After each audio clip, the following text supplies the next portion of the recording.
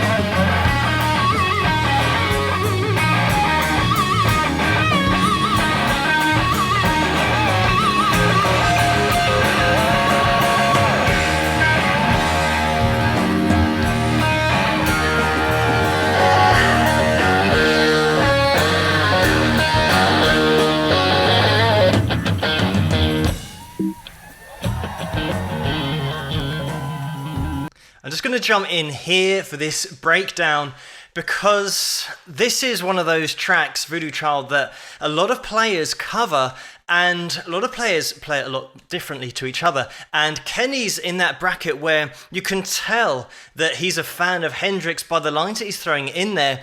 And if you do know Hendrix well yourself, you'll be hearing those classic lines that you're looking out for, especially in this track. Breaking down Kenny's playing, the technique that I mention all the time on this channel, the control that Kenny's got of his vibrato is one of the most important things, especially with the expression he's putting into this and keeping it authentic to that Hendrix original, because Jimmy did used to play with quite a wide vibrato. Sometimes he would vary it, and that's what all the top players could do and can do, and Kenny certainly got the ability to do that on the intro, the way that he's really throwing in that wide vibrato, but also he's not playing that intro exactly the same as Jimmy, but just keeping it close enough to still get the same vibe from it, and you don't lose the vibe of the track throughout this whole performance. And a shout out to the band as well, because of course they're absolutely essential in order to keep that groove and the feel of the track throughout the performance. And a massive shout out to Noah Hunt as well, because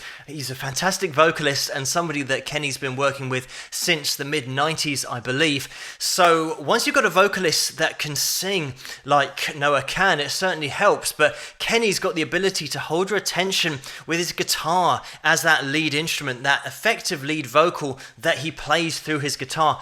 And the way that he puts on the show as well, putting the guitar behind his head, again, a little nod towards Hendrix. And those of you that do play guitar will know that when you put the guitar behind your head, everything's exactly the same pretty much. It's just a little bit more of a stretch for your hand to get around there, but no extra techniques are needed, but certainly it's going to make it more entertaining to look at for the crowd. A lot of players fall into that trap of not putting on a show whilst they're playing and just staying in the same place on stage. Sometimes if the player is singing at the same time, obviously they're tethered to that vocal mic, so they can't really move around the stage as much. But if you're just playing guitar, it's great to put on a show whilst you are playing lead guitar, because a lot of people go to watch a show and to watch a spectacle.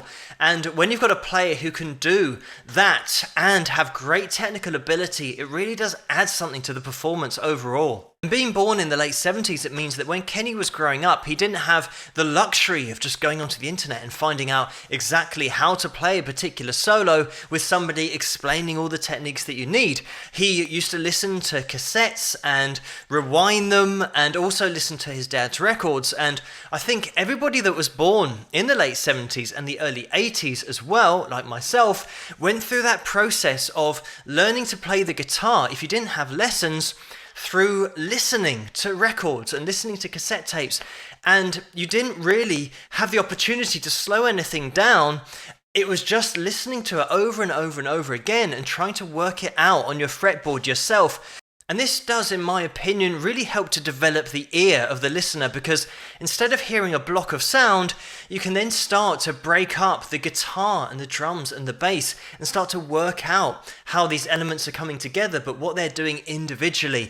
And that's certainly something that Kenny developed. And it's like every lick that you work out for yourself, not looking at a player or not having a video of somebody breaking it down, you've earned those licks and those lines. And certainly when I was playing, if I could work out a line from Hendrix or from Stevie Ray Vaughan or any other player that I was listening to from a cassette tape or a record, it felt like I'd achieved something at the end, because you've literally worked it out yourself. And sometimes that can be something that's lost on the current generation, is the feel of the playing. Because they've been given the answer straight away, they can just play it, and they're not necessarily listening to it 10 or 15 or 20 or 50 or 100 times. When you do listen to it that many times, you get that undercurrent of feel, and you get an appreciation of that. Whereas when you're just given the answer straight away and somebody says, right, here are the notes, and then you can play it, they're not saying, here are the notes and this is the feel. The feel is something that comes with time. At the age of 13, Kenny was invited on stage by the blues musician Brian Lee, and it just so happened that the chief of Giant Records was in attendance, and he saw Kenny playing, and from that gig, he actually offered Kenny a multiple album deal. So that's really where Kenny got his first break at a really early age. Let's get back into the performance.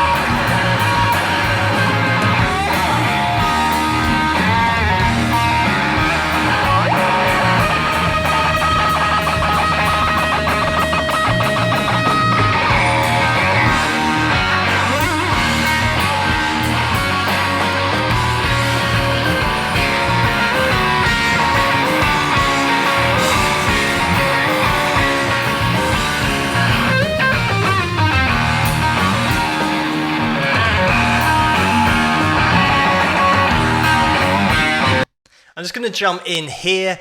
I'm going to mention as well the fact that we've got the best wind machine here ever because it's on a cruise. So we get nature's wind machine. It just looks so cool. And Kenny does go to that neck pickup position quite a lot in this performance, and it really does give it that classic Hendrix sound and that Hendrix tone, which again, Kenny hasn't gone crazy here on distortion, and also the band super tight and on the ball where we had this little breakdown. All the changes are absolutely spot on here, so they are so well rehearsed and it's such a professional performance.